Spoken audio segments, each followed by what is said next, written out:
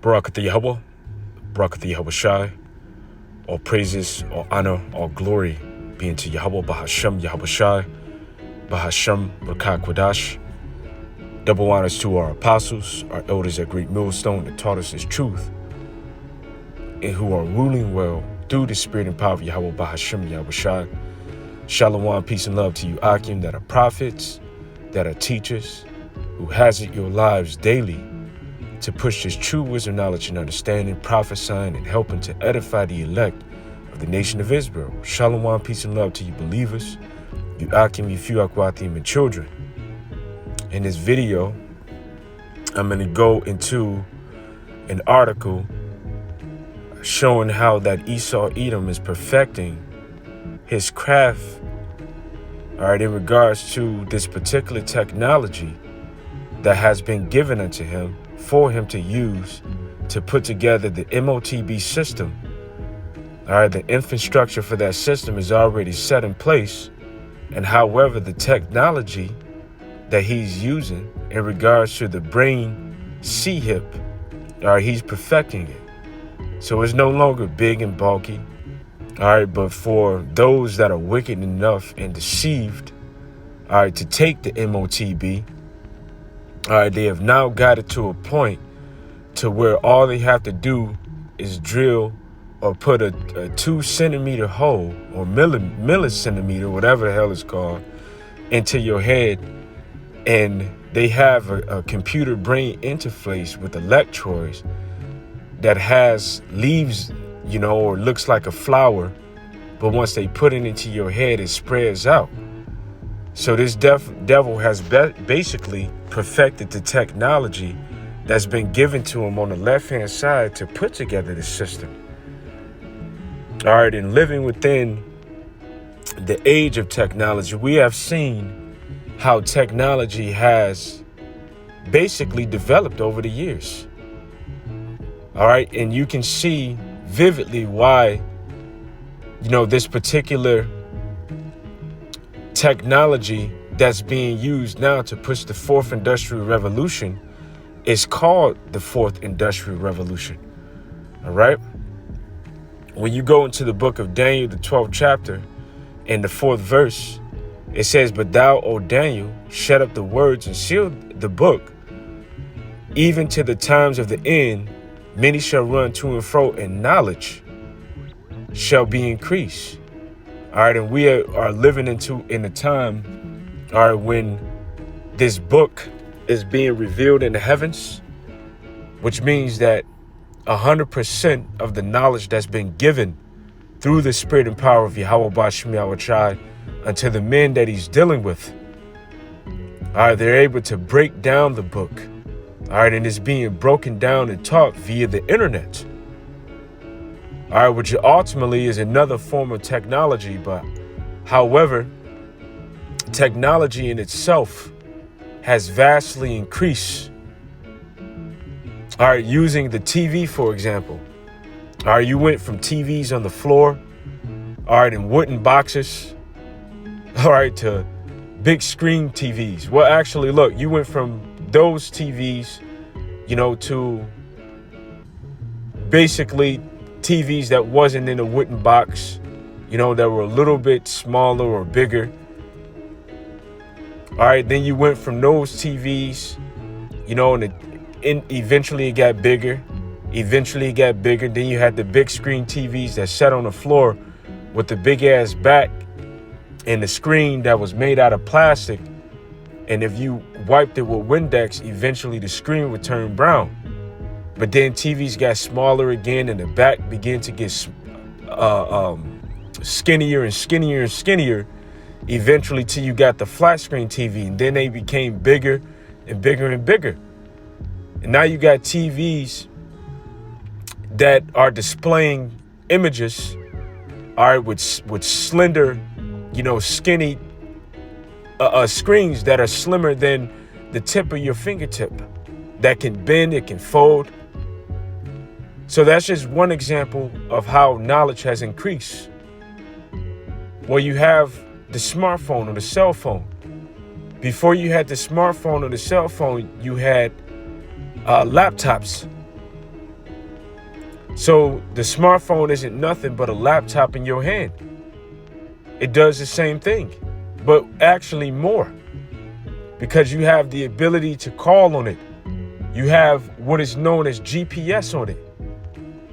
All right, which is, if I'm not mistaken, GPS stands for geological positioning or something along the lines of that. But then you have the ability to connect to towers that'll either allow you to make phone calls or to connect to the internet.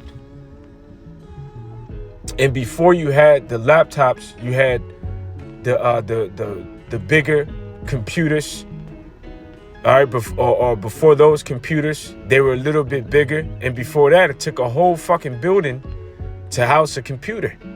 So you see how technology has developed.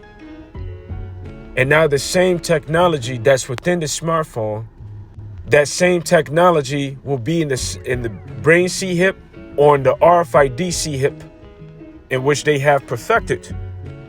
And here's a scripture, and this comes from Sirach. That's the 38th chapter, verse 27. It is the same with the artists and the craftsmen who work night and day engraving precious stones, carefully working out new designs. They take great pains to produce a lifelike image and will work far into the night to finish the work. But ultimately, the same thing can be applied to those that are working in the field as scientists, to develop, computer chips, artificial intelligence, robots, which is like a lifelike image. But however, computer chips went from being gigantic to being small as a grain of dust. And those are called nanobots or nanotechnology. You got something called smart dust. But however, we're dealing with something that's a little bit bigger than that, which is the brain C-hip and the RFID C-hip. Esau being an artist, or these scientists being artists or craftsmen. They work day and night, carefully working out new designs. So you have something known as Neuralink or Neuralace, which is struggling to get that thing going. But however, there's other technology that's out there that's surpassing the technology that he has. And this article is going to go into that. So Brain Monitor enters hole in skull, deploys flower-shaped electrodes, which this article comes from futurism.com. And we always look for dates to give, which I believe this one is from like a few days ago. It's not actually given the date in here. But however, I believe it's from a few days ago. So it says, monitoring the brain get downright medieval, and the most invasive types of procedures. Surgeons saw into the skull, remove a sizable chunk of bone, and place a grid of electrodes directly on the brain, where it can carry out tasks ranging from data collection to neural stimulations.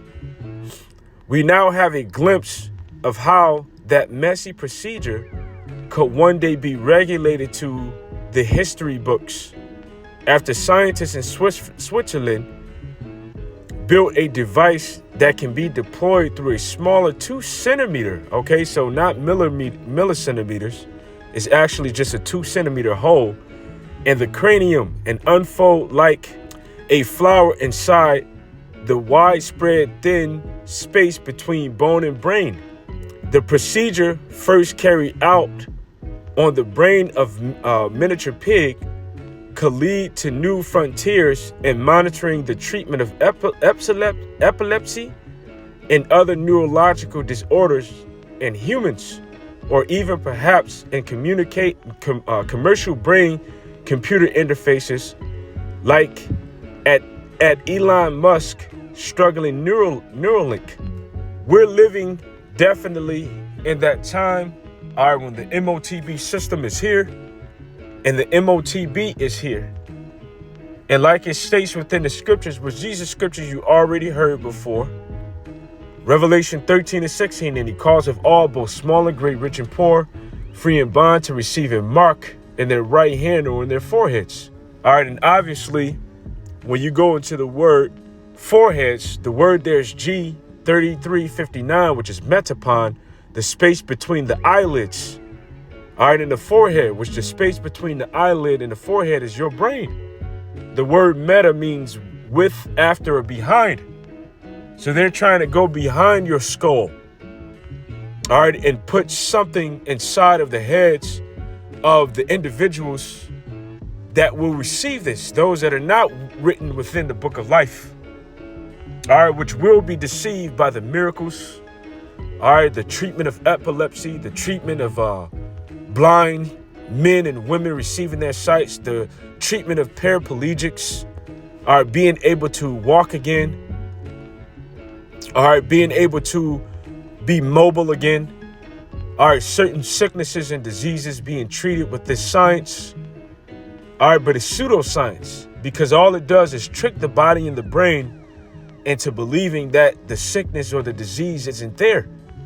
Ultimately, it's witchcraft. Now, in the book of Revelation, the 19th chapter, all right, in the 20th verse, it says, and the beast was taken, and with him the false prophet that wrought miracles before him, in which he deceived them that received the mark of the beast, and them that worship his image. These were both cast alive into the lake of fire burning with brimstone.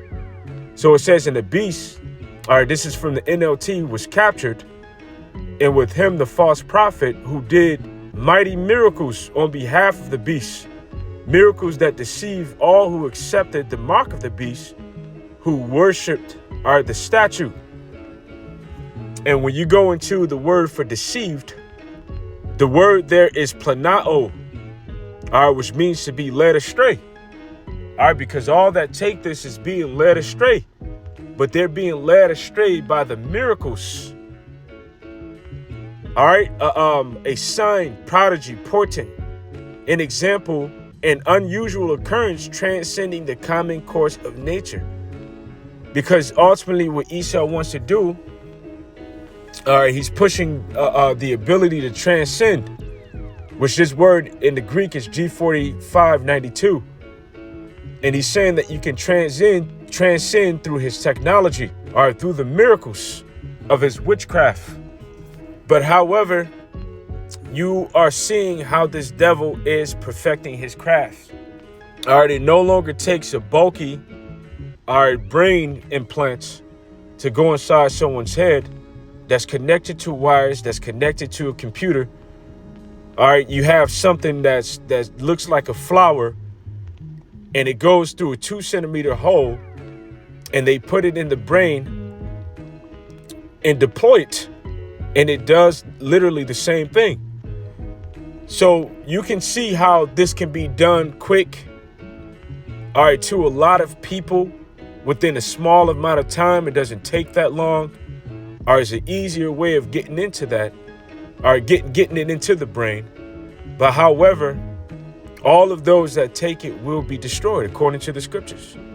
So with that, I truly hope that this lesson was edifying. All praises, all honor, and glory be unto Yahweh Ba'ashem Yahushai. Double honors to our apostles, our elders at Great Millstone. Peace and love, say, taste, and mercy be unto the hopeful elect. Shalom. Abba Baba. We have developed a soft electrode array that can be deployed below the skull at the surface of the brain. This is useful to enable measurement of neuronal activity in the context, for example, of epilepsy.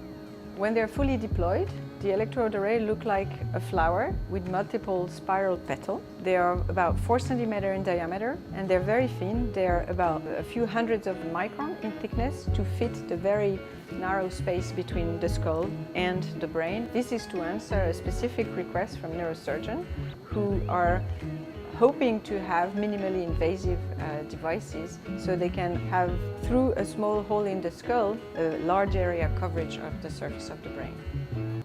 Our very first prototype was really like a flower with straight legs, straight petals.